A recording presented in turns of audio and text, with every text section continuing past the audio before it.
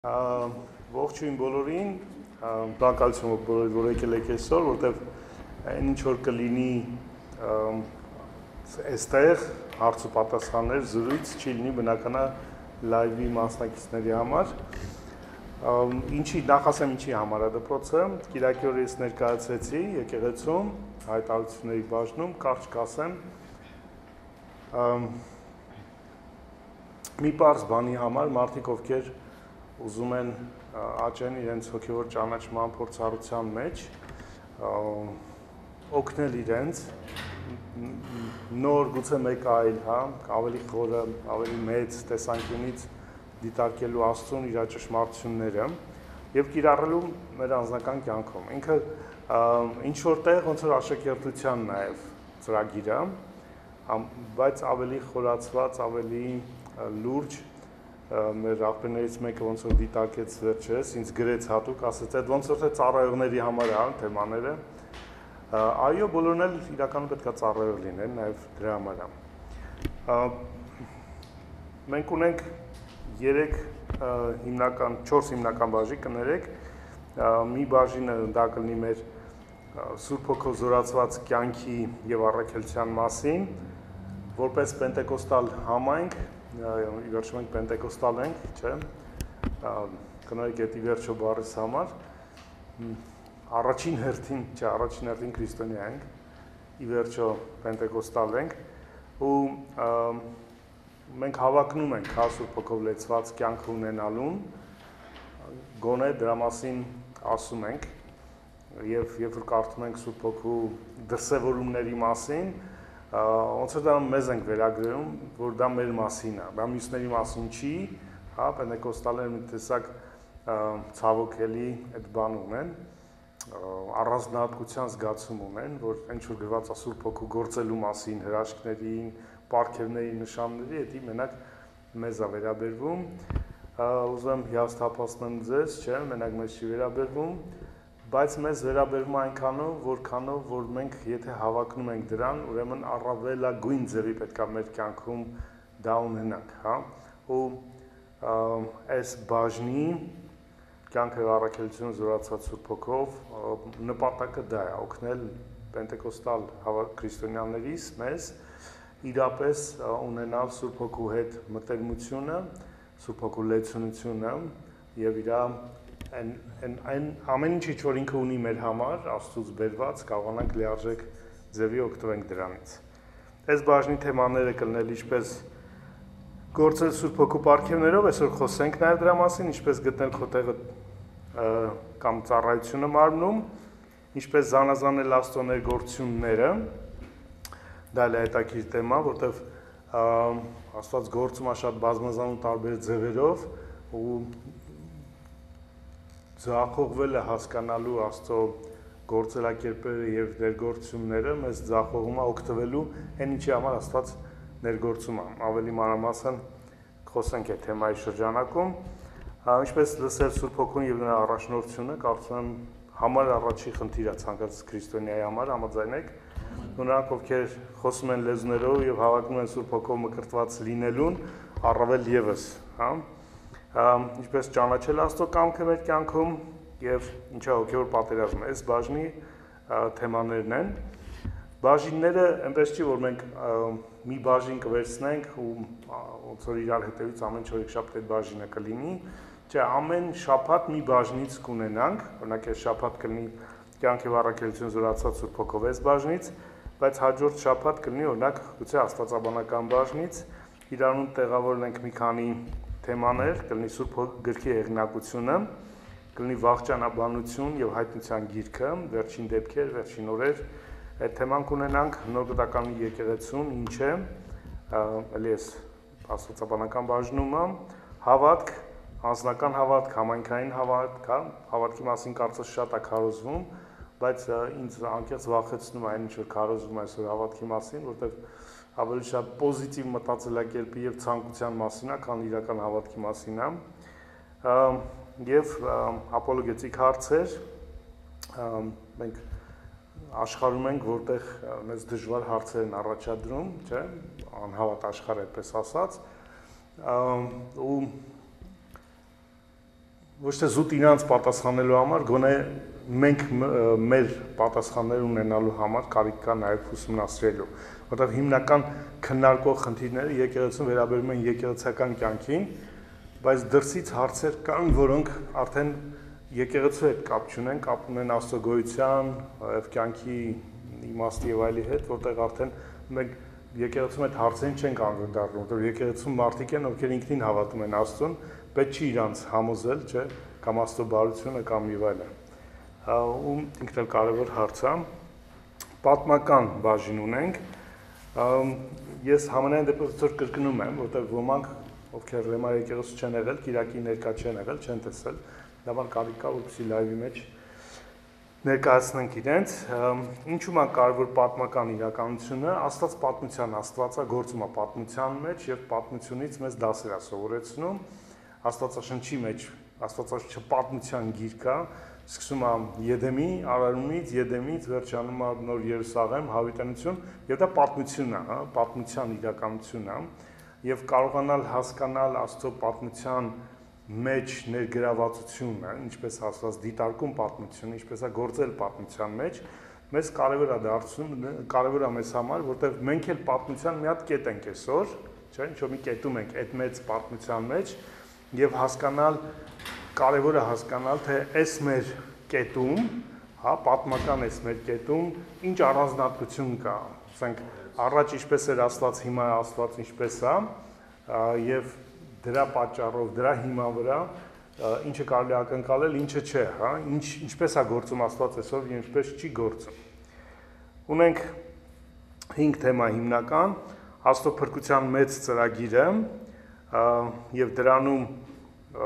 3 հիմնական բաժինները, պատմական նահապետների ժամանակ, Իսրայելի ժամանակը եւ եկեղեցու ժամանակը։ Հետո առանձին կդիտարկենք նահապետների ժամանակվա իրականությունը, որտեղ երբ որ ընթերցում ենք Սուրբ Գիրքը, նույն ձևի հասկանալ ինչպես Աստված գործեց, ինչու բաներ թույլ տվեց այն ժամանակ եւ հիմա թույլ չի տալիս, հա, ինչպես ինչա վերաբերում են ժամանակ այսպես կամ չի վերաբերում այնպես եւ հիմա վերաբերվում է, կարևոր է հասկանալ։ Նահապետների ժամանակը տարբեր էր, Իսրայելի պատմությունների իր փուլերը տարբեր են, Հիսուսի կյանքը առանձին կուսումնասիրենք եւ եկեղեցու պատմության փուլերը, որը կօգնի մեզ հասկանալու Աստծո գործելակերպի պատմական կոնտեքստը։ Հավատքի, հա, քրիստոնյայի կյանքում կա նաև հմտություններ, ոչ միայն գիտելիքներ, այլ բաներ, որոնք անհրաժեշտ է կարողանալ, դա օրինակ ինչպես ճիշտ հասկանալ Աստվածաշունչը, մեկնել, բոլորն են կարդում, բայց բոլորը չի, որ ճիշտ մեկնում են Աստվածաշունչը, երևի թե ամենակարևորագույն հմտությունը, ես կասեի, Աստծո խոսքը ճիշտ մեկնելու հմտությունն է, հոմիլետիկա կամ արդյունավետ քարոզչական կամ հաղորդակցության սկզբունքները նույնպես կարևոր է, հին ավետարան նոր մարտահրավերն է, այսօրվա ժամանակի մարտահրավերները ինչի ենք մենք դիմակայում եւ ինչպես կարելի ավետարանը հասանելի դարձնել այսօրվա աշխարհի մեջ եւ այլ հոգեվոր դիսցիպլինաներ, որոնք նորից կլինեն։ Սա ամեն շաբաթ կունենանք այս բաժիններից որևէ մեկը, լավ, որպեսզի համ ավելի բազմազան լինի, համ հետաքրքիր։ Այսօր, ինչպես ասեցի, կանդրադառնանք Սուրբ Հոգով զորացված կյանքի եւ իր առաքելությանը, որպեսզի հասկանանք ինչի մասնախոսը կա, այսօր երկու հիմնական բանի կանդրադառնանք հատվածների, դա առաջի Կորինթացիների 12-14 գլուխները եւ Եփեսացիս 4 գլուխը կլինի։ Ամբողջ այդ հատվածները չենք ընթերցի, բայց կանդրադառնանք։ Ինչի է սա կարևոր։ Ու ինչի ենք հենց առաջինը սկսում այս հատվածից։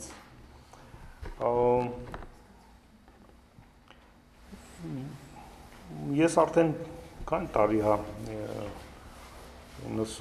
30 տարի ծառայության մեջ եմ, առաջնորդական, բայց հովական ծառայության մեջ եմ, կարելի ասել։ Ու շատ բաներ եմ տեսել, շատ ալիքներ եմ տեսել Աստծո գործելակերպի, տեսել եմ ինչպես է Սուրբ Հոգին հեղվում Հայաստանում, հենց հեղման առաջի ընթացքում մասնակից եմ եղել, ապաշխարել եմ 90 թվականին ու ականատես եմ եղել այդ ամենին,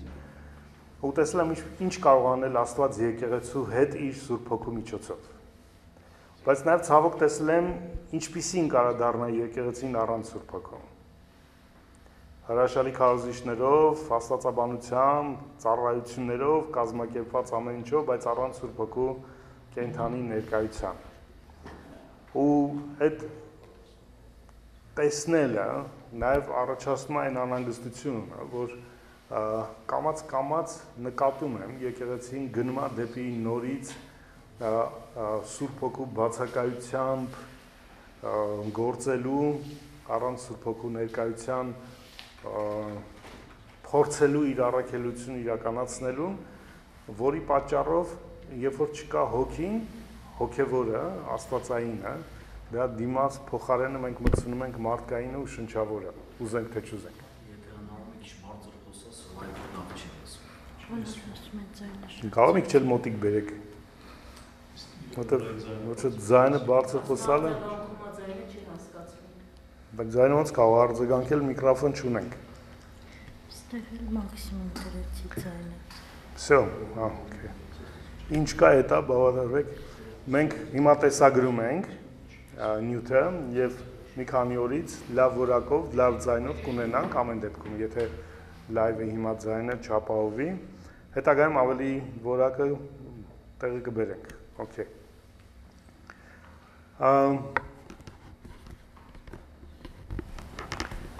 Շատ լավ։ Մենք ընթացքում այսպես կանենք, ինքը լեկցիա չի, մեր ֆորմատը լինելու է շատ ազատ, մենք կունենանք ընթացքում հարցեր, կունենանք հարցեր, պարզաբանումներ, որոնք ձեզ կանհանգստացնեն, ասենք որ միտքը ասվեց ու դուք չհասկացաք կամ համաձայն չեք կամ ուզում եք ավելին պարզաբանվի, խնդրեմ ձեր բարձրացրեք, ընդհատեք, երբ որ ես կասեմ ասեք, որտեղ միտքս կարող է չեմ վերջացրել, ու ձեր հարցն կամ պարզաբանումն կարող եք տալ։ Որտեղ ուզում եմ ինտերակտիվ լինի, ընթացքում ենք նաև գուցե հատուկ փորձառություններ ունենանք, մանավանդ պարգևների մարգարեության վերաբերյալ կունենանք կամ հոգու ձայնը լսելու առաջնորդությունը լսելու վերաբերյալ կունենանք հատուկ նաև գործնական մասեր, հա, զուտ չի լինի մեր մոտ ընդամենը լեկցիա չի լինի, հա։ Մի բան եմ ուզում դիտարկեմ, որ երբ որ խոսում են ցանկացած դպրոցում, ցանկացած դասերի ժամանակ, օրինակ, չգիտեմ, աստվածաբանական դասերը, հա, Աստծո մասին, Աստծո հատկությունները, հա, եւ որ մենք դպրոցում սովորել ենք, կամ համալսարանում սովորել ենք, մենք երբ որ ինչ-որ մի նյութ ուսումնասիրել ենք, հիմնականում այդ նյութը ներկա չի եղել, առկա չի եղել։ Օրինակ խոսել ենք, չգիտեմ, աշխարհագրությունից խոսել ենք, չգիտեմ, Ամերիկայի մասին, Եվրոպայի մասին, Եվրոպան չի եղել, չէ՞, մեր մտքի մեջ է, ինքը տեղ չի ներկա։ Խոսել ենք ինչ-որ ֆիզիկական օրենքների մասին, ինչ դուք ուսումնասիրել եք կրթական համակարգում, այդ ամենը առկա չի եղել։ Հա, գուցե մի երկու փորձ են արել, բայց խոշոր հաշվով մեր կրթական ընկալումը էսա, որ այն ինչի մասին խոսում ենք, ինքը ընդեղ է, ինչ որ տեղ է։ Երբ որ խոսում են աստվածաբանություն են սովորում, Աստված, Աստծո հատկություններ, այլ դա ընդեղ է, ինչ որ մի տեղ է։ Ի տարբերություն դրա, մեր իրականությունում ում մասին խոսում ենք, ինքը առկա է։ Եթե խոսում ենք այսօր Սուրբ Հոգու մասին, իր պարգևների, իր գործելակերպի մասին, ինքը առկա է, ու ես ակնկալում եմ, որ ինքը իրեն հայտնում է իր առկայությունը։ Ինքն է այս ամեն ինչի հեղինակը։ Սա իր մասին չի ուղղակի, հա, սա իր հետ է, իր մեջ է, իր համար է։ Դա որ նույն ընթացքում քննարկման, եթե հարցեր կծագեն, կամ ինչ-որ զգացողություն կլինի, ինչ-որ վերապրում կլինի, դա միտք կլինի, դա ինչ-որ զգայական բան կլինի, խնդրում եմ տեղակ պայեք, որտեղ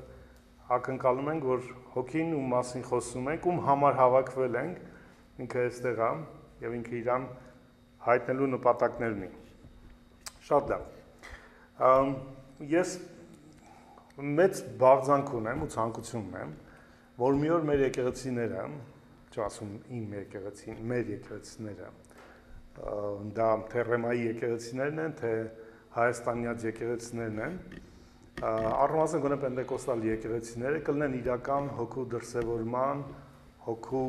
կյանքի, հա, նկարագիր ունեցող։ Եթե նայենք այսօր ինչա կատարում հիմնական եկեղեցիների ծառայությունները, կազմակերպված ծառայությունները, դրանք լավ պլանավորած կներեք արտահայտված թատերական ներկայացման նման են, որտեղ սկզբից մինչև վերջ որոշված է արդեն ինչ պետք է լինի, երբ պետք է լինի, ով ինչ պետք է անի։ Կարելի է վիճել, որ դա էլ է հոգուց, դա էլ է անհրաժեշտ, այո եւ ոչ, որտեղ այո պետք է պլանավորել ծառայությունը, պետք է կազմակերպել ծառայությունը, ես ինքս հովիվ եմ եւ չենք թողում ծառայությունը ինչ կլինի, ինչպես կլինի, պլանավորում ենք թե փառաբանություն ունենալը, չէ, խոսքը, չգիտեմ, հաղորդակցությունը, վկայությունը, աղոթքը եւ այլն, բայց եթե մեր ողջ ակնկալիքը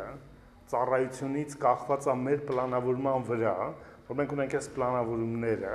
եւ ուղղակի Սուրբ Հոգին պետք է գա ու այդ մեր պլանավորածի մեջ մտնի ու կատարի այն ինչը անում ենք, աղոթում ենք զորավոր աղոթք դառնա, երգում ենք զորավոր երգ լինի, չգիտեմ, վկայում ենք զորավոր վկայություն լինի, այդ դեպքում ոչ թե Հոգին է մեզ առաջնորդում, այդ դեպքում մենք ենք Հոգուն առաջնորդում։ Ոչ թե Հոգին է մեզ թելադրում, մենք ենք թելադրում Հոգուն։ Եթե տեղ չկա մեր ծառայություններում, որտեղ կարող է սպոնտան այդ պահի համար, ոչ թե նախապես պլանավորված, այդ պահի համար դրսևորումը լինի Հոգու։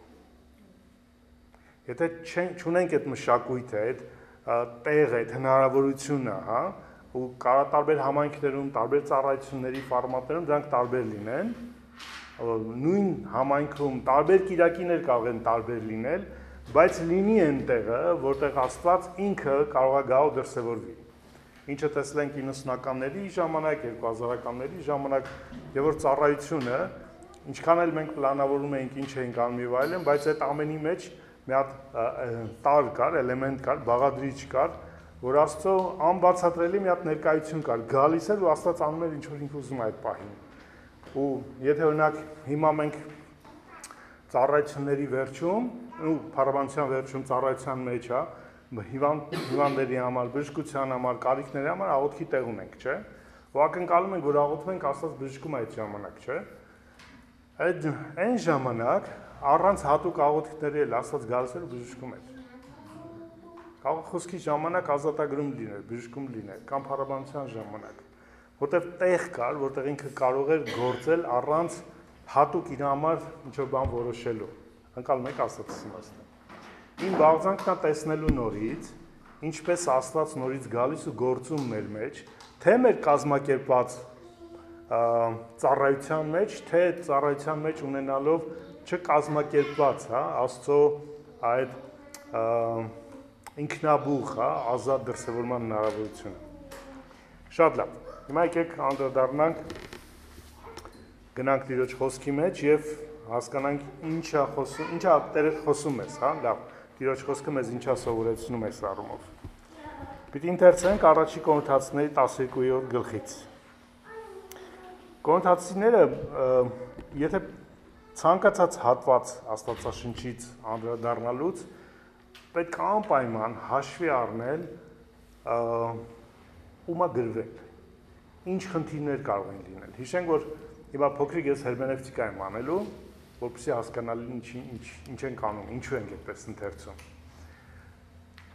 Այսօրվա քրիստոնյան հիմնականում Աստծո խոսքը կարդում է, որ Աստված իրեն խոսում է։ Աստված քեզ խոսում է, բայց դու հեղինակը չես եւ հասցեատերը չես այն խոսքի, որ Աստված խոսել է։ Օրինակ ողջ նոր կտականի աստվածաբանությունն է հիմնականում կոնտեքստուալացված, այսինքն գրված է հատուկ մարդկանց, հատուկ խնդիրներով, հատուկ նպատակի մեջ։ Եվ մեզ անհրաժեշտ է հասկանալու այդ ում ինչու ինչպես է գրվել, որպեսզի մեզ ինչ կարող է գրված լինի, մեր համար ինչն է կարևոր եւ ինչն է կիրառելի մեզ զատենք, որտեվ մենք կորինթացիներ չենք եւ խնդիրները, որ ունեն կորինթացիները, որոնց պատճառով գրում էր Պողոսը, գուցե մեր խնդիրները չեն, ու հաշվի չառնելով այդ խնդիրների տարբերությունը, մենք կարող ենք ավելորդ ինչ որ բաներ որպես Աստծո խոսք, հա, մեր համար վերցնել, որը օգտակար չի լինի։ Ու հակառակը դրա պատճառով գուցե վրիպել են բաները, որոնք ավելի մեզ են վերաբերում։ Ինչի է Պողոսը անդրադառնում այս հարցերին։ 12, 13, 14-րդ գլուխները հոգևոր պարգևների մասին են։ ինչի կա այս բաժինը ընդհանրապես։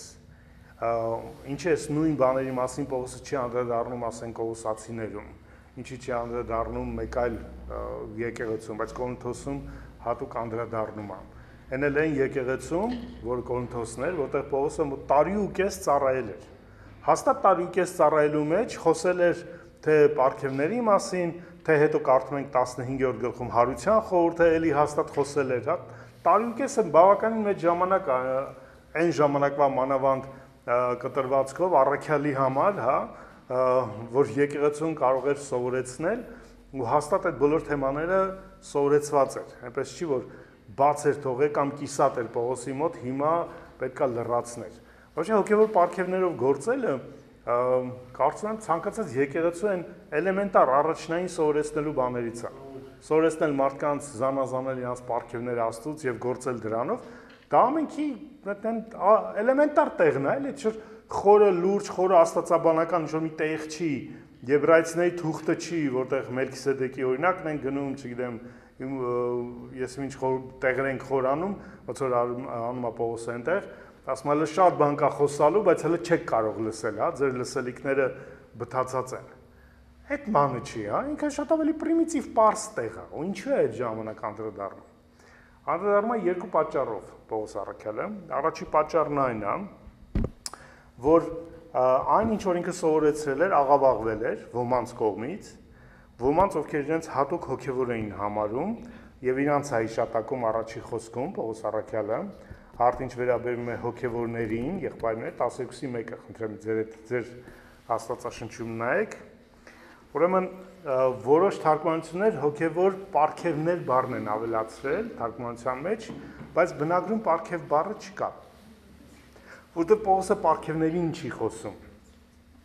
Պողոսը խոսում է մարդկանց, ովքեր իրենց հոգևոր էին համարում եւ դրանց անդրադառնում, հենց իրանց անդրադառնում, երբ որ վերջացնում է այս ողջ բաժինը 14-րդ գլխում 37 խոսքում, երբ որ վերջացնում է այդ ամեն ինչը խոսելուց հետո ասում է, եթե մեկը կարծում է, թե ինքը մարգարե է կամ հոգևոր, ապա թող իմանա, թե ինչ որ գրեցի ձեզ տիրոջ պատվիրաններն են։ Այս հոգևորներին է ուղղված, այս նույն տերմինն է Պողոս օգտագործում։ Նրանք մարդիկ էին, ովքեր իրենց հոգևոր էին համարում, ունեին հատուկ հոգևոր փորձառություններ, հոգևոր պարգևների ինչ որ դրսևորումներ, որոշակի դրսևորումներ, եւ այդ դրա հաշվին իրանց համարում էին առավել քան մյուսները, նույնիսկ առավել քան Պողոսը, դրա համար ակնարկում, եթե մեկ իրան հոգևոր է համարում, իմանա ինչ որ պատվիրում եմ տիրոջ պատվերներն են։ Որտեղ այն ժամանակ առաքյալները, ի տարբերություն այսօրվա ժամանակվա, գրված չէր նոր կտակարանը, նոր կտականի կանոնը չկար, հա, որ ասենք, տես, սենց է գրված, տես, այնպես է գրված։ Կանոնը հենց իրենք առաքյալներն էին։ Այն խոսքը, որ Հիսուսը փոխանցել էր իրենց ուսուցումը, իրենք փոխանցում էին։ Նավար Պողոսը, երբ որ վիճում է իր առաքելության մասին, ասում է, որ անձամբ Հիսուսից ավետարանը ստացել։ Որտեղ առաքյալ լինելու համար պիտի անձամբ Հիսուսին հանդիպած լինեին, իրենից լսած լինեին։ Այդ առաքյալ լինելը յուրատուկ ծառայություն էր, պաշտոն էր։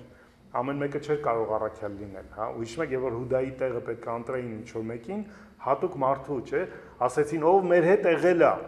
սկզբից, հա, լսել է այդ ուսուցումները Հիսուսի, ճանաչում է Հիսուսին, իր հարության վկան է եղել։ Ու հետո Պողոսին ասում են, ինքը ճիշտ առաքյալ չի, ինքը Հիսուսին չի տեսել, իր հարությունը ականատես չի։ Ու Պողոսը ասում է, չէ, ես Հիսուսին անձամբ հանդիպել եմ, Հիսուսին տեսել եմ հարություն առած եւ ավետարանն էլ Հիսուսից եմ սովորել։ Շատ լավ։ Հիմա, այս մարդիկ իրենց ավելին էին համարում, քան անգամ Պողոսն է, այս հոգևորները, եւ դրա պատճառով աղավաղում էին այն նախնական ուսուցումը, որ Պողոսը տվել էր, ու հիմա Պողոսը ստիպված նորից անդրադառնում է պարգևներին։ Հիմա վատ է, չէ՞ որ եկեղեցում խնդիրներ կան։ Որ ես հովեմ, երբ որ խնդիր անում եկեղեցում, ինչ որ մեկը սխալ ուսմունք է սովորեցնում կամ ինչ որ աղավաղում ծռումներ ա բերում, մեծ գլխացավանք կա, հա, Արտուր ջան։ Հա, չէ՞, դից մենք որպես ծառայողներ հովներ միշտ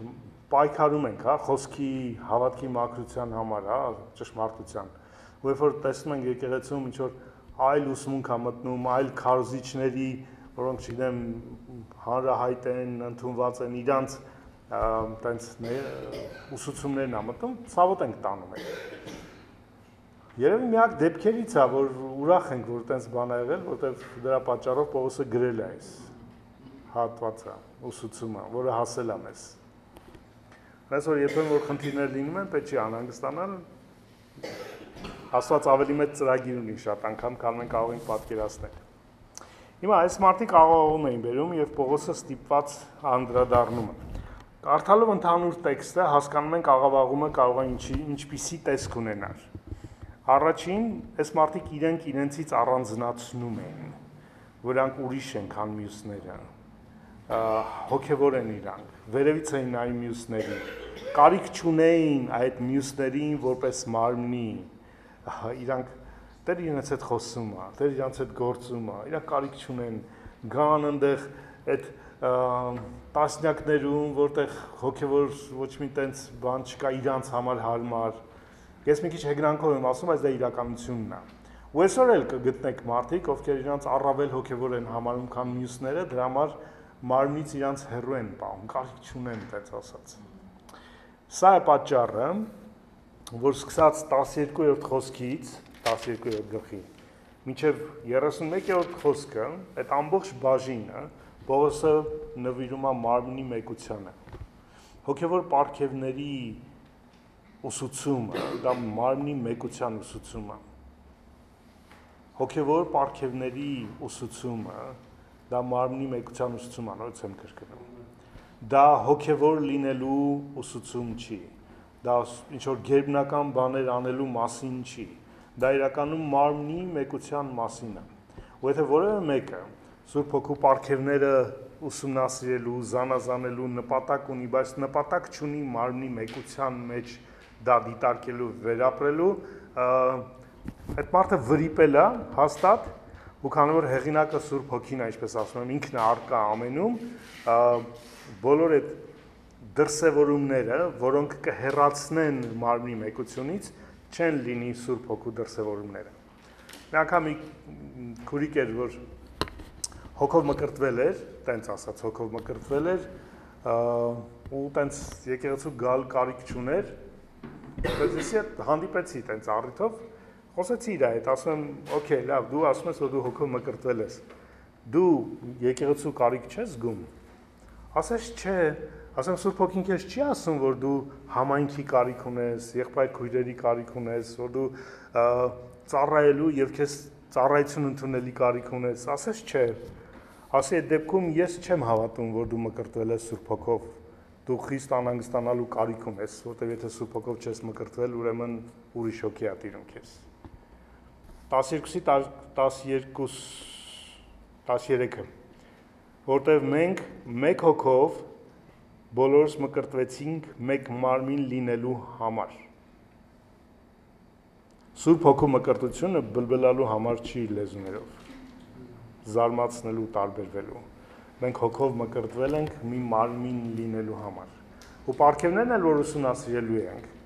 մի գեր նպատակ ունի վերջով, գտնելու մեր տեղը այդ մարմնի մեջ, որտեղ իրանք տրվում են դրա համար։ Պարգևները տրվում են, որ դու ոչ թե առավել ես մյուսներից, այլ հակառակը կարողանաս ծառայես մյուսներին։ Եվ ընդունես մյուսների ծառայությունը, որոնք պարգև կունենան, որից զրկված կլնես դու, բայց կունենաս այդ պարգևի գործելու կարիքը։ Ու այս հոգևորները այդպիսին էին։ Պնդում էին, որ իրենց պարգևը իրենց տնօրինության ներքո է։ Որ երբ ուզում են, ինքը որ նկատել եք կանը տենց, որ հոգին ասեց։ Երբ ուզում են, ջեբները դրած է, Տերը ասեց իրանց։ Երբ ուզում են, մարգարեություն ունեն, երբ ուզում են, հայտնություն ունեն։ Ոնց որ տենց գրպանն է իրանց այդ պարգևը, երբ ուզում են, դրսևորվում է ինքը։ Պողոս ասում է ոչ, հոգին բաժանում է ինչպես ինքը կամենում է եւ առանձին տալիս է, ինչպես ինքն է կամենում, ոչ թե ինչպես մենք, ոչ մեկս չենք տնօրինում պարգևը, որևէ պարգև։ Տնօրինում է Աստված, մենք օգտատերերն ենք, հա։ Ինքը բաշխում է ինչպես կամենում է,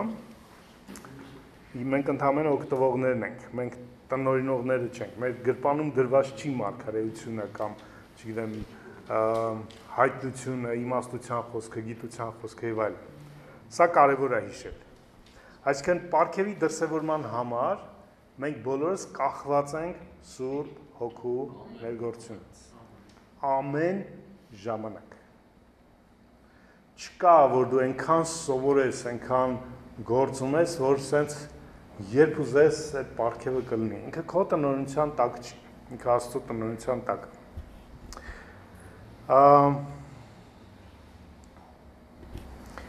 Մյուս խնդիրը այն էր, որ սրանք, ովքեր իրենց առանձնացրել էին, բնական է ունեին մեծամտության ու հպարտության խնդիրը, արմատում ոչ թե հոգևորությունն էր, արմատում հպարտությունն էր։ Դրա պատճառով որ նա հպարտության հակառակը սերը։ Սերն է, որ չի հպարտանում, դրա համար խոնարհ է։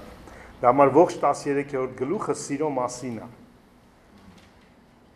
Որտեղ դրանով կարելի է զանազանել մեկը հոգով է գործում, թե չէ։ Որտեղ եթե սիրով չի գործում, ինչ ուզում է մեռել հարություն տա, բայց եթե իր ծառայությունից հետո չկա դու սիրված լինելու զգացում Աստծո կողմից, ուրեմն Աստծո հոգին չի գործել։ Նորից եմ հայտարարում, եթե որևէ մեկի ծառայությունից հետո ես Աստծո կողմից սիրված լինելու զգացումը չեմ ապրում, Աստծո հոգին չի գործել։ Որովհետև Աստծո հոգին մեզ տանում է դեպի Աստծո սերը։ Եվ պարգևները դա սիրո դրսևորումն են Աստծո։ Ի տարբերություն հպարտության։ Հիմա գնանք արդեն բուն տեքստում շարունակենք հասկանալու տրամաբանությունը, ինչպես է Պողոսը ներկայացնում եւ ինչու է ներկայացնում։ Ինչ վերաբերում է հոգևորներին, եղբայրներ չեմ ուզում որ անտեղյակ լինեք, որտեղ անտեղյակ էին, դրա պատճառով այդ խնդիրները ունեն։ Հետո նա ով իրան հոգևոր էր համարում, իր մարգարեությունը վեր էր դնում մյուսների քննումից։ Նկատել եք անք ովքեր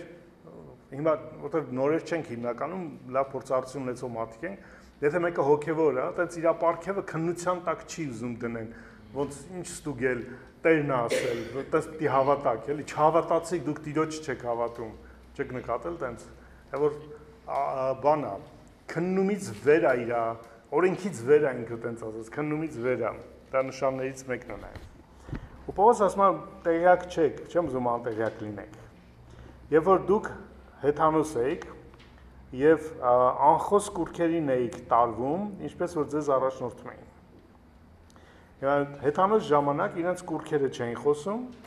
դա որ կուրքից ձայն չէր կարելի սпасել, ի տարբերություն մեր Աստծո, որտեղ Աստված խոսում է, չէ՞։ Մեր Աստված խոսող Աստված է։ Եվ իրենց պետք էր առաջնորդել այդ հեթանոսներին, այն հեթանոս ժամանակ, ինչ որ հատուկ ձև կար առաջնորդելու, տենց մղում էին, այդ քուրմերը սովորեցնում էին ինչ պետք անել, ինչպես վերաբերվել։ Այսինքն չկար մարդ եւ Աստված, որտեղ չկար Աստվածը, չկար այդ անձնական հարաբերությունը։ Պողոս ասում է, նայեք, դուք որ այդ ժամանակ հեթանոս եք, այդ անխոս կուրքերին եք պաշտում, բնականա ձեզ պետքա տանեին իրանց մոտ, ասեին ինչ անեք։ Ու մեկ այն կողմից էլ բան չկար, անմիջական կուրքերից արձագանք չկար, որտեղ կուրքը ամենը հորինված կերպար է, այդպես ասած։ Բայց հակառակ դրա ես հիմա հայտնում եմ դրա համար, չկա մեկը, որ Աստծո հոգով խոսի եւ Հիսուսին նզովյալ ասի, եւ ոչ մի մարդ չի կարող Հիսուսին Տեր կոչել, եթե ոչ Սուրբ Հոգով, երրորդ խոսքը։ Ցանկացած մեկը, որ Հիսուսին Տեր է կոչում, եւ սա կոչել տերմինն է։ Պողոս երկու տարբեր տերմիններ է օգտագործում, եթե նկատեք, Հիսուսին նզովյալ ասել եւ Հիսուսին Տեր կոչել, ասել եւ կոչել։ Բնագրում էլ այդպես, տարբեր բառեր են։ Կոչելը կամ դավանելը դա նշանակում է այդպես ընդունել, այդպես հրճակել, այդպես հավատալ, դա ուղղակի ասելը չի։ Ինչու՞, որտեվ միայն Սուրբ Հոգու հայտնությունով է, որ մարդը կարող է Հիսուսին Տեր ճանաչի։ Մեզ Հիսուսին Տեր չի հայտնում մեր միտքը, մեր իմաստությունը, փորձառությունը, ընտանիքը, իմ երեխաները մեծացել են քրիստոնյա ընտանիքում, հոգևոր ընտանիքում, հովի ընտանիքում, բայց իրանք անձամբ պետք է հանդիպեն այդ Հիսուսին։ Իմ պատմելով, իմ կյանքով չի, որ իրանք քրիստոնյա են դառնում, հա։ Ու դա միայն հնարավոր է Սուրբ Հոգու անմիջական ներգործությամբ։ Պողոս ուզում ասի, եթե մեկը հիսին Տեր է դավանում, արդեն հոգով է դավանում, որտեղ այդ հոգևոր կոչվածները անտեսում էին, արհամարում էին, նսեմացնում էին այն, որ մարդը հիսին Տեր է դավանում։ Ուզում ասի, նայեք, ամենակարևոր փաստը, ինչ պարգև կլինի, չի լինի, ինչպիսին կլինի պարգևը, դա չի։ Ամենակարևոր փաստը այն է, որ մարդը հիսին Տեր է դավանում, Տեր է ընդունել, Տեր է ճանաչում։ Դա արդեն Սուրբ Հոգու գործն է իր կյանքում։ Սա արդեն բանալին է, սա արդեն դուրն է մնացած բոլոր օրհնությունների, մնացած բոլոր հոգևոր կյանքի լեցունության, այն, որ ինքը հոգով Հիսուսին Տեր է դավանում։ Ու չի կարող հոգով նզովել Հիսուսին։ Գուցե այդ հոգևորներից ոմանք, հոգևոր կոչվածներից Կորինթոսում Հիսուսին վարկաբեկում էին որևէ ձևի։ Որտեղ շեղումները միշտ տարբեր ձևերով են, բայց իրանց վերջնանպատակը Հիսուսի անձն է։ Գիտեք չէ, ողջ կռիվը իրականում Հիսուսի անձին է վերաբերվում։ Երրորդության կռիվը Հիսուսի անձին է վերաբերվում, հարության կռիվը Հիսուսի անձին է վերաբերվում, փրկության կռիվը ամեն ինչ Հիսուսի անձին է վերաբերվում։ Ի վերջո, թե հրեաների, թե հեթանոսների, բոլորի կռիվը ի վերջո Հիսուսի անձի հետ է կապված։ Ու ցանկացած շեղում ի վերջո որևէ ձևի անդրադառնալ Հիսուսի անձին։ Այսօր այդտենց անհարմար բայ Ֆրենկներ։ Հայկ ջան Ֆրենկին ասա, որ լայվի մեջ ենք, դասի մեջ ենք, շատ լավ։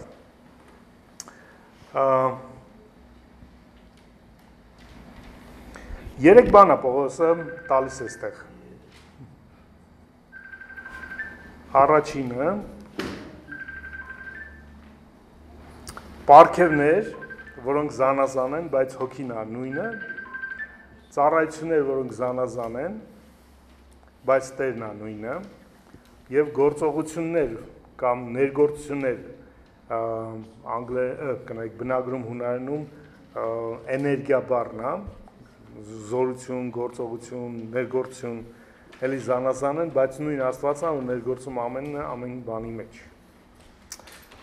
Երեք բան է Պողոսը նկարագրում այստեղ։ Երբ որ խոսում ենք հոգևոր պարգևների մասին, այդ հոգևոր պարգևները զուտ միայն են 8-ից նկարագրված 8-ից 10 խոսքերում նկարագրվածը չի միայն։ Երբ որ ասում են հոգևոր պարգևներ, միայն դա են պատկերացնում։ Օրինակ, մեկին 8-ից ընթերցենք, որովհետև մեկին հոգուց տրված է իմաստության խոսք, մեկ ուրիշին գիտության խոսք, նույն հոգիով, մյուսին հավատք, նույն հոգիով, ուրիշին բժշկության պարգևներ, նույն հոգիով, մեկ ուրիշին հրաշագործություններ,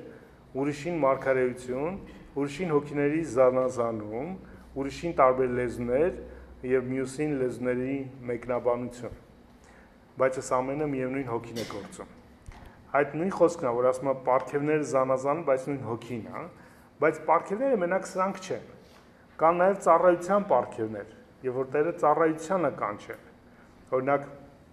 5-րդ խոսքն է, ծառայությունները զանազան են, բայց նույն Տերն է, որ տվել է, կանչել է ծառայության։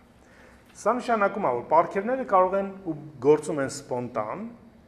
ամեն մեկի մոտ կարող է գործի որևէ պարգև, որևէ ժամանակ, ու իրանք տենց ասած մշտական չեն, բայց մենք ունենք ծառայություններ, որոնք մշտական են, որպեսզի մարմինը նաև քաոտիկ չլինի, հա, որտեղ այսօր դու կարող ես մարգարեանաս, վաղը մյուսը կարող է մարգարեանա, նշի որ մենակ դու ես մարգարեանում, կամ մենակ դու ես բժշկում, կամ մենակ քո միջոցով հրաշագործություններ լինում։ Աստված կարող է պարգևները ու անում է ինքը զանազան խառնում է այդպես։ Բայց միևնույն ժամանակ, որպեսզի մեր ընկալումը Աստծուն ծառայելու չլինի սպոնտան եւ անորոշ, Երբ կգործի հոգին, տենց կգործենք, Աստված նաև տվել է ծառայության պարգևներ։ Լավ է։ Անջատեք խնդրեմ։ Այդ ում հեռացնեմ,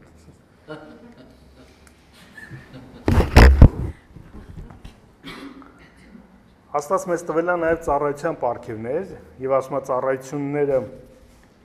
տարբեր են կամ զանազան են, բայց Տերը նույնն է։ Եվ 12 գլխի վերջում ինքը էլի անդրադառնում է այդ ծառայություններին 28 խոսքից։ Եվ Աստված ոմանց եկեղեցու մեջ դրեց նախ առաքյալներ, նայեք 8-րդ խոսքում հոգու պարգևները դրանք մեկին, բայց այստեղ ոմանց։ Այդ նշանակում է, որ այն պարգևները կարող են ամեն մեկին գործել, բայց սա արդեն որոշներին է։ Ոմանք են առաքյալ, ամենքը առաքյալ չեն։ Ոմանք են որտեղ էր, հեսա 28-ը։ Ոմանք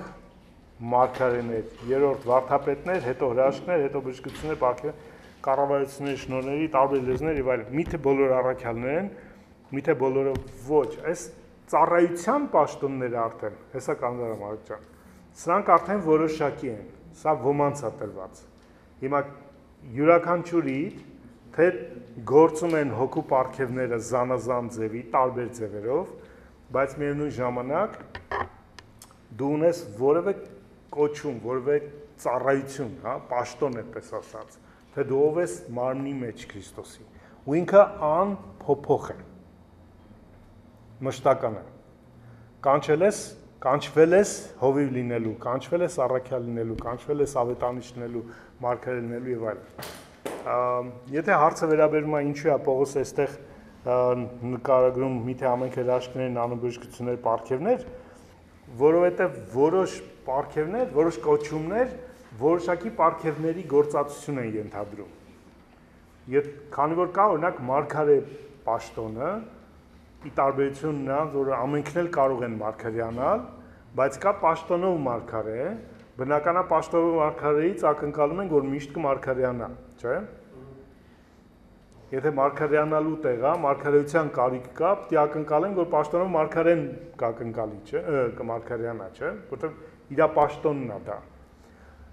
Եթե օրինակ ավետանիչը կամ հովիվը, ասենք հովիվը հիմնականում ով այցելում հիվանդներին,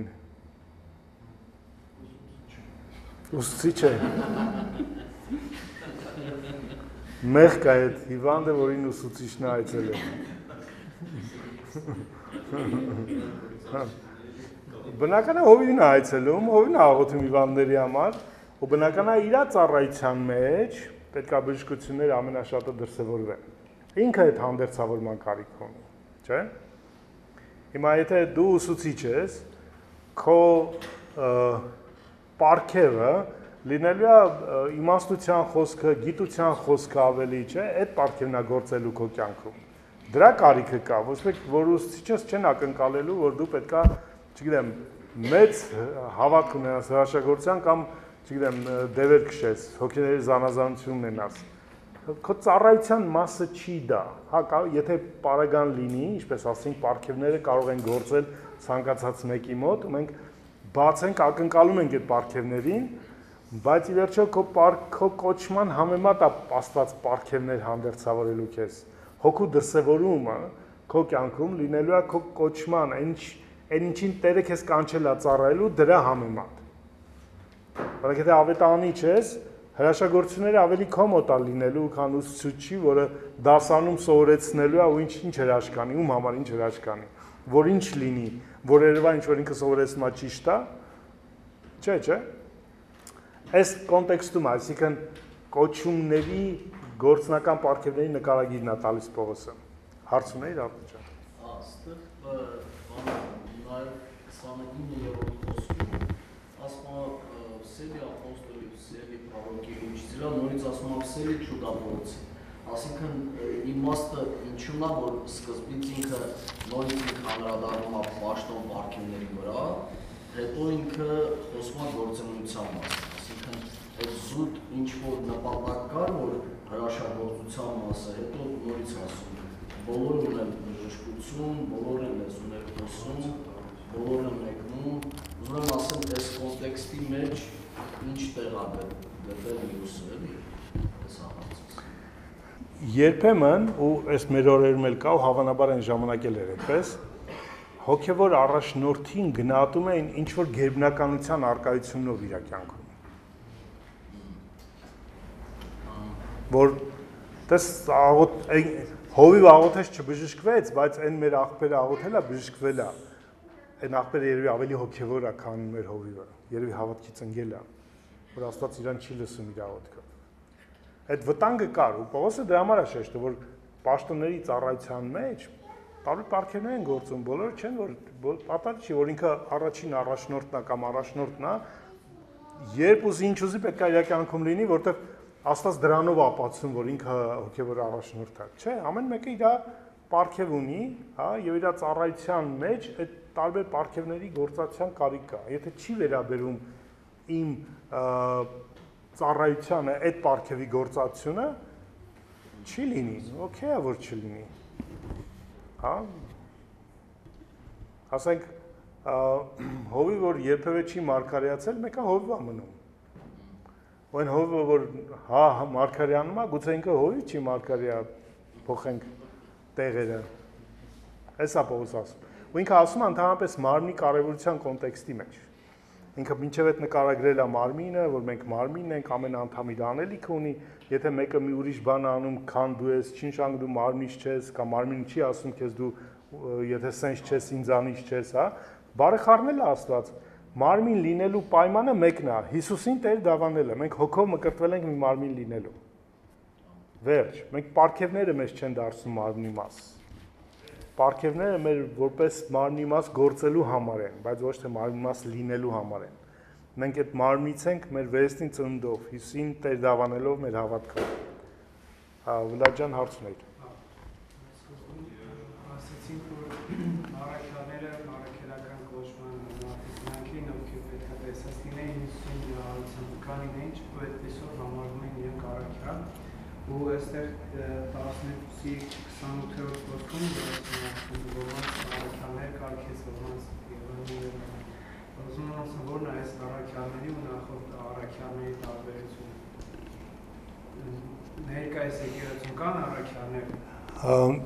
Այդ շատ լավ ու կարևոր հարց է բարձրացնում, բայց արի այս թեմային եթե գնանք դրա մեջ,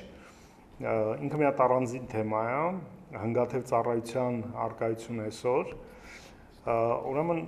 առաքելություն է, այսինքն առաքյալ կոչումը, նույն առաքյալ կոչումն է, ու այսօր էլ կան առաքյալներ, որտեղ այսօր էլ եկեղեցին դեռ աճում է լիարժեք լինելու մեջ։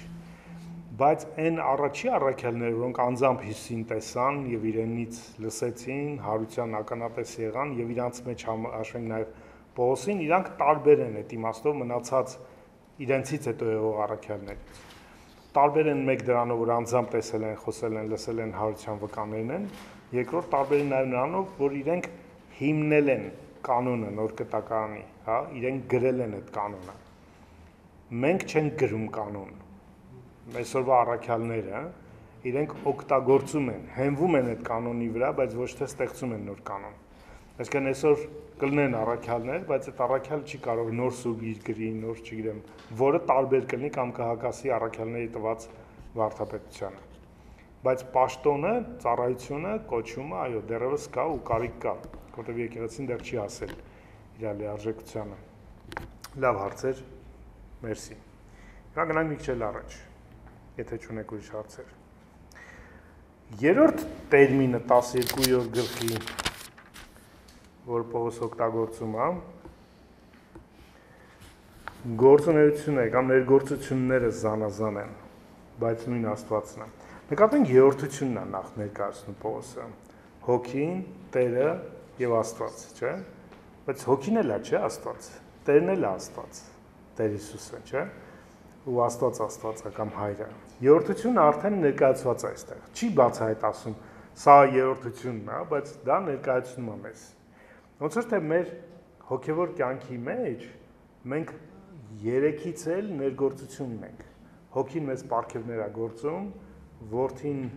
Տերը մեզ ծառայություն է տվել, մեր տեղն է տվել, մեր ով լինելն է տվել մարմնի մեջ, հա, ով ենք մենք մարմնի մեջ, ով ես ուսուցիչ ես, վարդապետ ես, չգիտեմ, փառաբանող ես եւ ավետարան ես եւ այլն,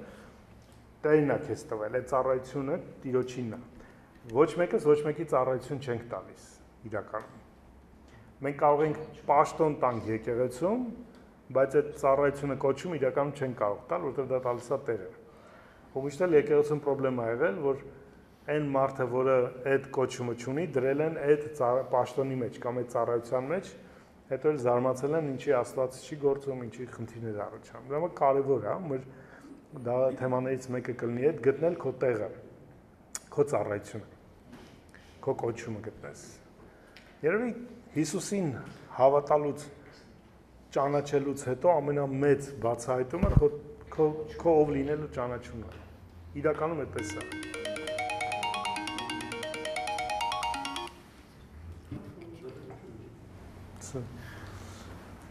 Ու իմ ցանկությունը, իմ աղոթքն է ու հորդորանքն է, որ դուք գտնեք ձեր կոչումը,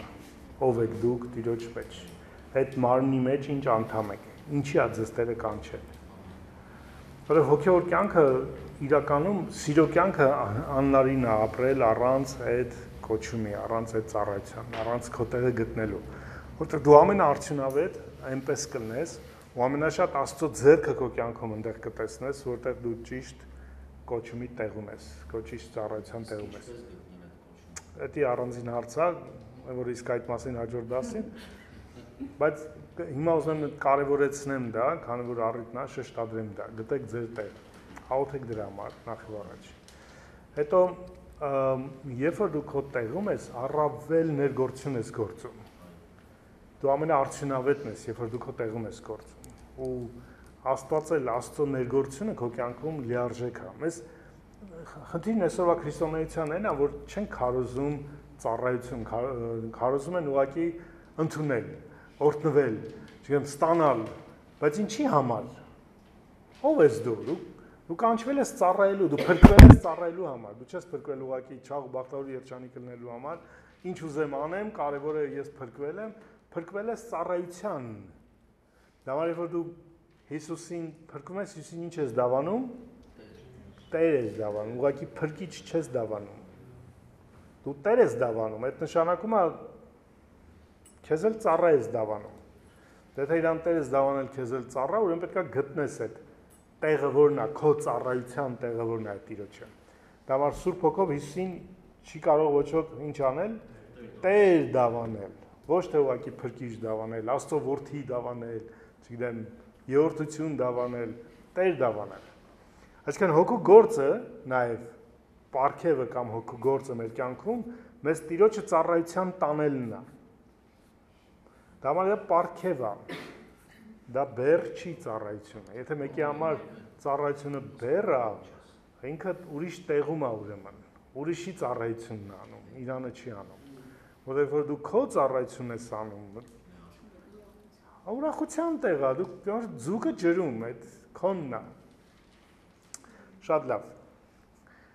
Ներգործությունները զանազան են Աստծո։ Ինչա Պողոսը հատուկ է հիշատակում։ Որովհետև երևույթներ կան, որոնք հատուկ պարգևի ձևով չեն դրսևորվում։ Ասենք, եթե նոր ընթերցեցինք պարգևները, իմաստության խոսք, գիտության խոսք, չէ, չգիտեմ, բժշկություններ, հրաշագործություններ եւ այլն, բայց մենք ներգործություններ ենք ունենում շատ անգամ, որոնք հատուկ պարգևի տեսք չունեն։ Օրինակ, շուրջ զգացողություն ես ունենում, ջերմություն ես զգում, ուրախություն ես զգում, վախ ես զգում, տագնապ ես զգում, չէ՞, ինչ որ խաղաղություն ես զգում, երկինքն ես զգում, որոնք հատուկ պարգևի համար չեն, մեջի որ դու պետքա ծառայես դրանով ուրիշին։ Քանիսն եք ունեցել որևէ հոգևոր փորձառություն, որը դժվարացել եք անգամ բացատրեք ինչ որ մեկին։ Չէ՞, չի եղել դες որ չգիտեմ ոնց բացատրես այդ, ոնց ուզում ես բացատրես ուրիշ բան է ստացվում։ Որովհետև ինքը ծառայության համար չի։ Դա պարգև չի, որով դու կծառայես։ Դա քո անձնական փորձառության վերապրման համար է, որ Աստված քո կյանքում գերբնական փորձառություն է բերում, գերբնական վերապրում է բերում, որտեղ դու ապրում ես գերբնական աշխարհում։ Ու շատ անգամ մենք կորցնում ենք գերբնականության զգացումը, Գերբնականությունը մեր համար լինում է Սուրբ Գրքում գրված եւ այնտեղ ինչ որ միտեղ ոմանց հետ կատարվող իրականություն, մենք շարունակում ենք ապրել մեր բնական կյանքը, ոնց որ տենց ապրում ենք, հիմա ուղղակի Հիսուսին ենք հավատում, հիմա եկեղեցի ենք գնում, փոխվում ենք ու դա լավ։ Բայց Աստված գալիս է ու գերբնական փորձառություններ է բերում մեր մեջ։ Դա կարող է գիշեր լինել, կարող է ծառայության ժամանակ լինել, կարող է ցանկացած պահի լինել։ Ու իրանց միջոցով Աստված հայտնում է իրան, որ ինքը ռեալ է քո կյանքում, դու ռեալ ես իր կյանքում, որ դու իր համար կարևոր ես ու դու ապրում ես գերբնական աշխարհում։ Դու չես ապրում բնական զուտ աշխարհում, ֆիզիկական օրենքներով կառավարվելու։ Ներգործությունները զանազան են, այդ դունամիսները, այդ ուժերը, այդ դրսևորումները։ Ու սա կապ չունի պարգևների ու ծառայության պարգևների հետ։ Սրանք առանձին փորձառություններ են,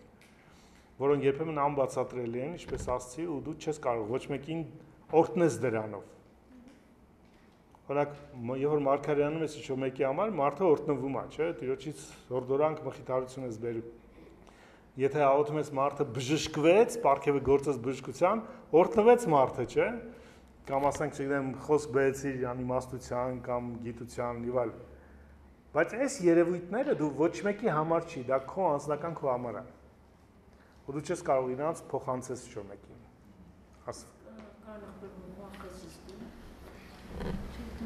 Ասենք աղոթքի ժամանակ Աստծո ներկայության մեջ ինձ վախ է գալիս։ Այն կարգի օրինակ եղել է ժամանակներ, որ իմ մոտ այն կարգի եկե վախը, որ աղոթքը դադարեցրել եմ ուղղակի։ Այդ ինչ նոր գործություն կա դինի։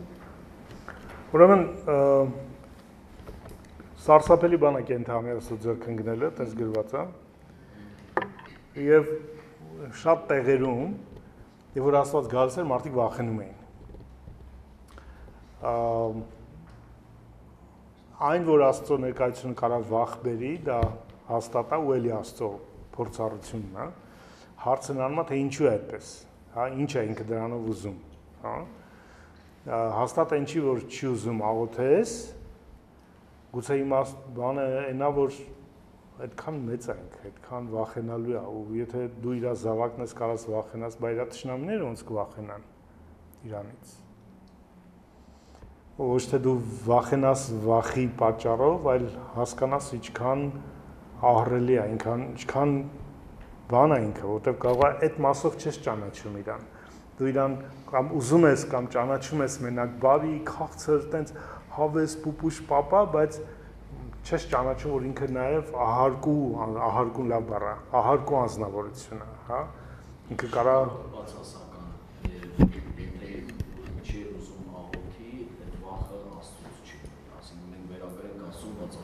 Կարա լինի, ես հիմա ուղղակի բանն եմ,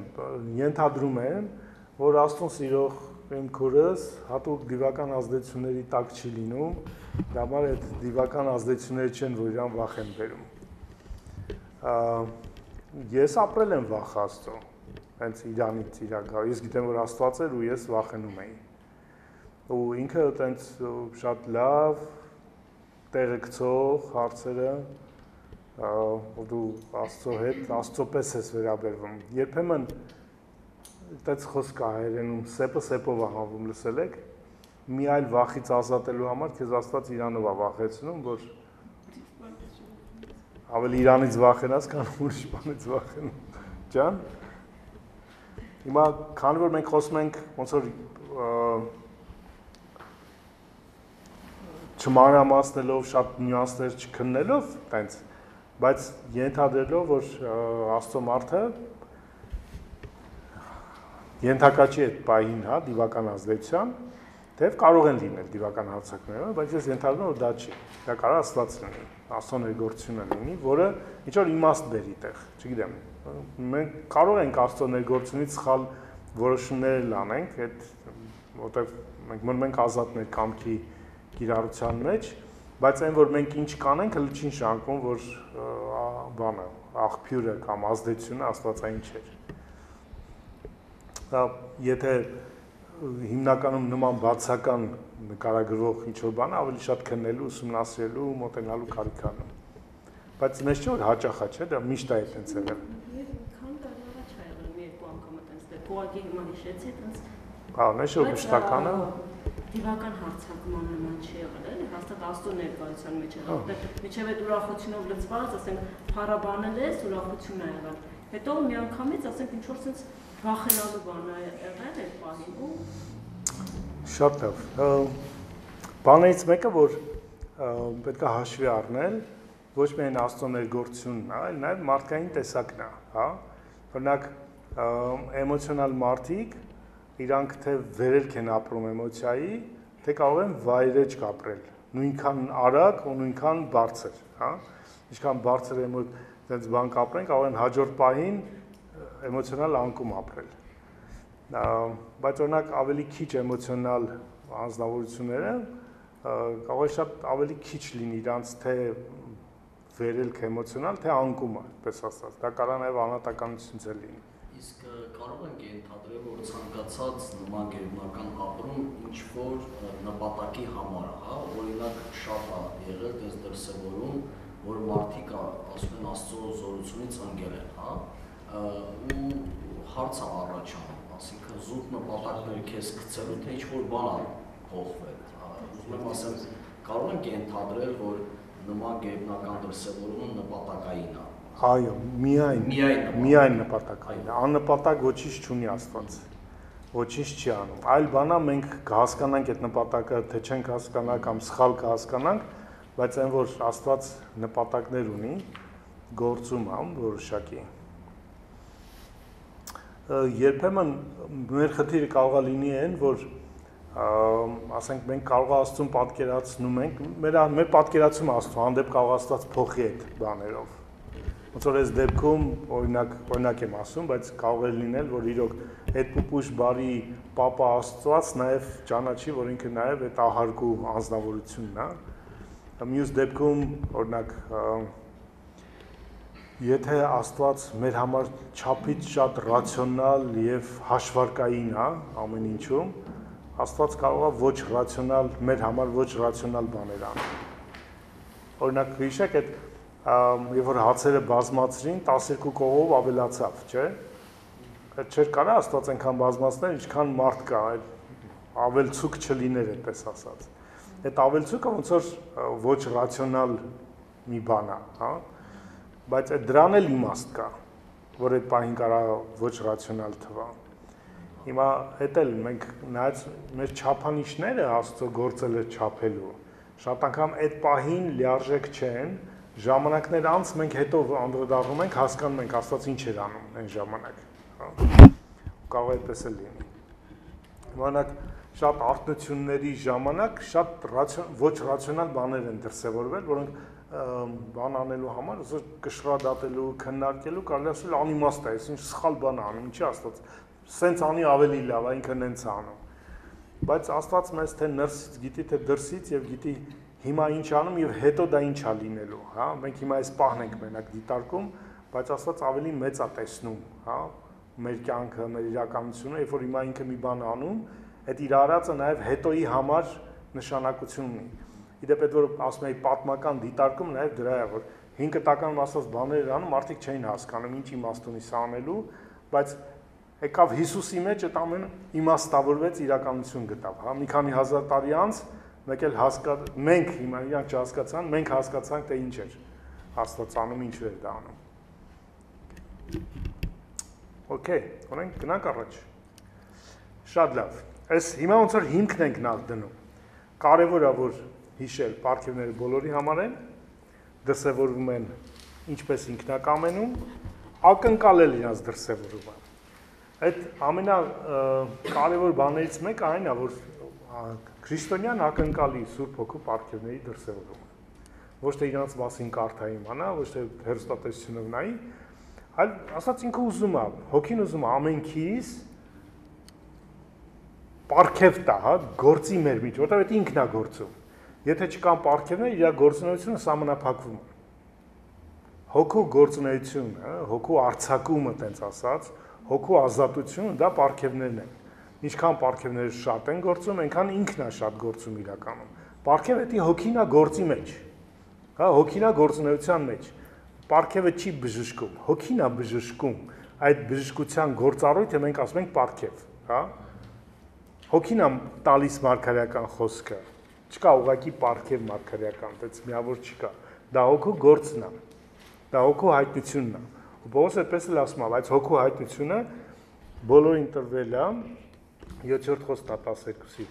Բայց հոգի հայտնությունը տրված է յուրաքանչյուրին բոլորի օգուտի համար։ Յուրաքանչյուր բառը տեսնում եք։ Յուրաքանչյուրին, դու այդ յուրաքանչյուրի մեջ ես։ Ու բոլորն էլ մենք ենք։ Ու այդ այսինքն երբ որ դու չես անհոգ ես պարգևների մասով, դու անհոգ ես ուրեմն մարմնի մասով։ Եթե դու անհոգ ես, որ քո միջոցով Սուրբ Հոգին գործի, ուրեմն դու մարմնի համար հոգ չես անում։ Քո համար կարևոր չենք մենք, որովհետև մենք քո պարգևի կարիք ունենք։ Մենք քո միջոցով Սուրբ Հոգու գործելու, Սուրբ Հոգու դրսևորման կարիք ունենք, բոլորիցդ, ամենքիցդ։ Հասցեատերը դու չես այդ պարգևի, դու չունես պարգև։ Մարմինը ունի պարգև։ Հասցեատերը մենք ենք, բոլորս ենք։ Դու միջոցն ես, քո միջոցով, յուրաքանչյուրի միջոցով, Աստված ուզում է գործի բոլորի համար։ Մենք պատկերացրեք ամեն մեկս հավատանք, ամեն մեկս ակնկալենք, ամեն մեկս նախանձավոր լինենք, ոնց որ 14-ի 1-ում Պողոս ասում, նախանձավոր եղեք պարգևներին, չէ՞, կանդրադառնանք այդ ձգտելը պարգևի, ոչ թե իմանալ իրանց մասին, այլ ձգտել, նախանձավորներ, աղոթել, ասել, Տեր ինձ օգտագործի, ասում եմ դու գործես իմ միջոցով։ Ուզում եմ արձակես քո պարգևների միջոցով, ուզում եմ օրհնեմ իմ եկեղեցին, իմ համայնքի, իմ մարմինը, ուզում եմ օգտակար լինեմ։ Մի հարց, 90-ական թվականները, որ մենք ասում ենք պարգևների առատությունը, անգամ այդ վարդապետությունը չենք ունենում, դրսևորումները առատ էր։ Ըստ ես ինչու՞մն է խնդիրը, որ այսօր այդ առատությունը չկա, ինչ-որ այն ժամանակ կար։ Լավ հարց ես տալիս։ Ես կասեմ մենք այդ նույն նախանձավորությունը, այն ժամանակ չկար նախանձավորությունը, այդ զուտ Աստծո նախանձավորությունն էր, որ գործում էր, բայց հիմիկվա եկեղեցին 90-ականների եկեղեցին էլ չի։ Ասենք իր պատրաստվածության, աստվածաբանության, հա, որակի մասով 90-ականների եկեղեցին սովետական միությունից նոր պրծած, հա, հալածված, հլը վախվորած, ինչ որտեղ խրամատներում թաքնված եկեղեցի էր, ոչ ռեալ տենց աստվածաբանություններ տեղը, հա, ոչ եկեղեցու կառավարումներ տեղը, լիքը բան տեղը չէր, տենց ասած։ Ու իրանց պետք էր, որ այդ ամենի պակասը լրացներ Աստված իր գերբնական ավելիով ներկայությունով, հա։ Այդ ոնց որ երեխեդ փոքր է, դու ես գրկում ման տալիս, հա, լրացնում ես քո կարողությունով իր պակասը։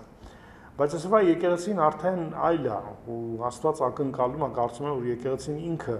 քայլեր անի դրա համար, ինքը նախանձավորություն ցույց տա,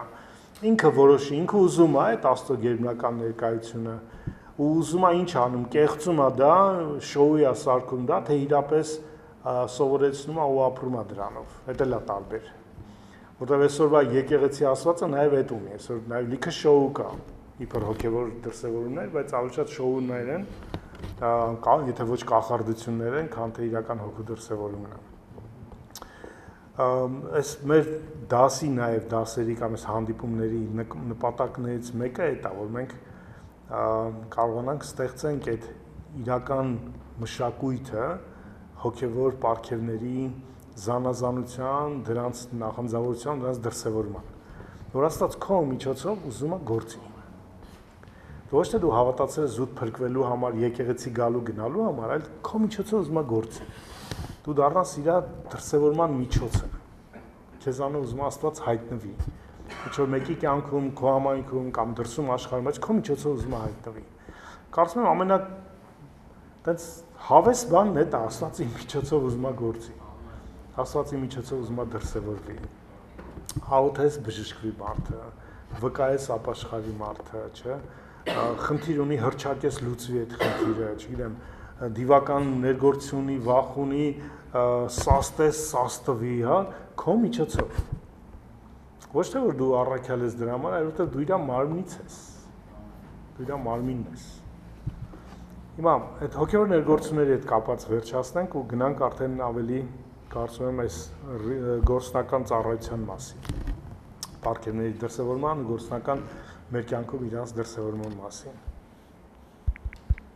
Ունենք ուրիշ այդ կամ վկայություն կամ ինչ-որ փորձառություններ եք ունեցել, դա կարող է երազի տեսքով լինի կամ տեսիլքի, բայց մի բան որ քեզ է անում, էլի, Աստված քո հետ անում, քո համար անում, դա ուրիշների համար չի, մարմնին ինչ-որ ձևի չի փոխանցվում։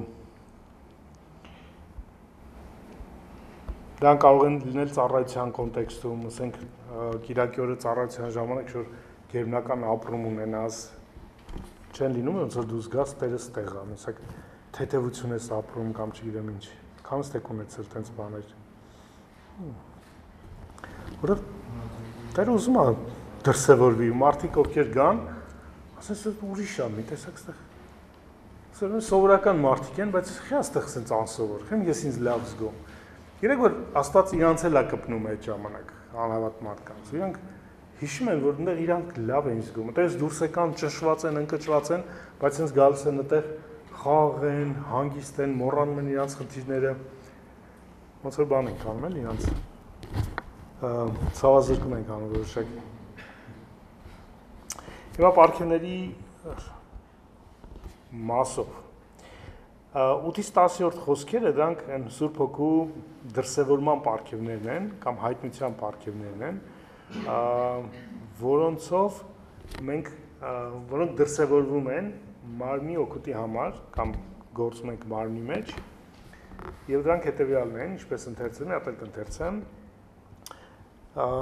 Մեկին հոգուց տրված է իմաստության խոսք, մյուսին գիտության խոսք, նույն հոգիով, մյուսին հավատք, նույն հոգիով, ուրիշին բժշկության պարգևներ, նույն հոգիով, ուրիշին հրաշագործություններ, ուրիշին մարգարեություն, ուրիշին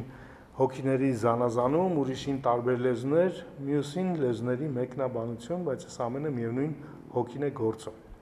7-րդ խոսքում դրանից առաջ ասում որ հոգու հայտնությունը, ինչպես կարդացի, տրված է յուրաքանչյուրին բոլորի օգուտի համար։ Եվ որ մենք հավաքվում ենք իրար հետ, այն կոնտեքստն է իրականում, որ պարգևները լավագույն ձևի կարող են գործել։ Երբ պարգևների մեծ մասը ամենաշատը գործում է միասին հավաքված ժամանակ, որտեվ մանավանդ այն ժամանակ, քանի որ չկար, չգիտեմ, Instagram-ը չկար, TikTok-ը չկար, Facebook-ը չկար, մարդկանց հաղորդակցությունը հիմնականում իրար հետ էր, հեռախոս չկար։ Այսինքն պարգևների գործման համար ամենալավագույն տեղը այդ անմիջականության տեղն էր, որտեղ մարմինը միասին է հավաքված, որտեղ մեկի բժշկության պարգևը գործի մյուսի կարիքի համար, մանավանդ այն ժամանակ բժշկությունը ինչքան վատ էր, չէ՞։ Հիմա օրինակ մենք ավելի ու ավելի անկախանում ենք որոշակի առումով, որտեղ շատ հիվանդություններ բուժում ենք արդեն, հա, շատ խնդիրներ բժշկական, մենք ինքներս մարդիկս ունակ ենք լուծելու, չէ՞, դեղերով կամ բայց այն ժամանակ չկար այդ, շատ սահմանափակ էր բժշկությունը, ու մարդկանց մանավանդ այն խավը, որին նույնիսկ հասանելի չէր արդեն եղած գոյություն ունեցող բժշկությունը, որտեղ դա թանկ էր բժշկությունը, համ քիչ էր, չկար, հերիք չի, համ էլ թանկ էր, ավելի շատ կախվածություն կար Աստծո բժշկությունից։ Ու պատկերացեք այն ժամանակ եկեղեցում երևի հիմնական դրսևորումը գերբնականության բժշկության դրսևորումն էր։ Դա նաև պատճառը, որ հիսի ծառայության մեջ բժշկությունները հիմնական մաս են կազմում։ Գերբնական մասը հիսի ծառայության ուշադրություն գրավելու բժշկություններն են։ Ինչի, որտեղ մանավանդ աղքատ մարդիկ շատ կարիք ունեն, հա, բժշկության նախ եթե աղքատ են, թեր սնվում են, չէ, վատ են սնվում, շատ են աշխատում, հոգնում են, մաշվում են, իմունիտետ չունեն, հակված են հիվանդություններին, չեն էլ կարող բժշկի գնալ, չէ, թանկ է եւ այլն, ումից պետք է ակնկալեն, Աստծոց, չէ։ Այս մեր ժամանակում բնականն է, գլուխը ցավում է, դեղս խմում, գլխացավդ անցավ, պետք չի հատուկ գնաս, սպասես, երբ է եկեղեցին հավաքվում, գնաս, որ քո համար աղոթեն, գլխի ցավը անցնի։ Բայց մենք էլ հիմա ունենք պահեր, չէ, մեկը ամեն ինչ չի մեր բժշկությունը լուծում։ Մենք էլ ունենք կարիքներ, որտեղ պիտի աստվածային միջամտություն լինի։ Ու բժշկությունները օրինակ մնում են, շարունակում են մնալ Աստծո գերբնական դրսևորման կարևոր մասերից մեկը։ Ինչքան վկայություններ ունենք, որ ոնց հաղորդում ենք, քաղցկեղա բժշկվում, չէ՞ կամ անլուծելի բաներ մեկ էլ Աստված լուծում է ու դա միանգամից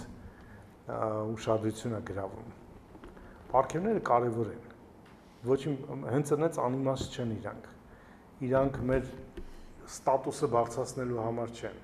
Իրանք մեզ պիտանի, օգտակար եւ ծառայության համար հանդերձավորված դարձնելու համար են։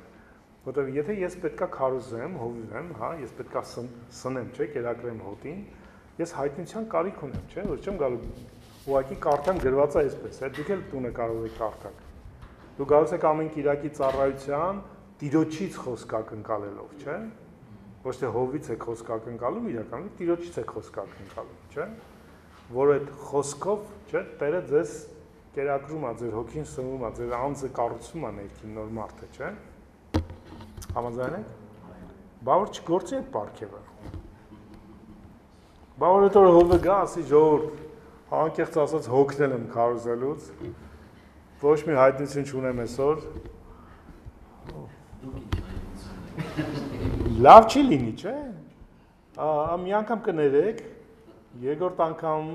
անգամ ուրիշ եկեղեցի գտնեք, որտեղ հովը պարգևով գործում է։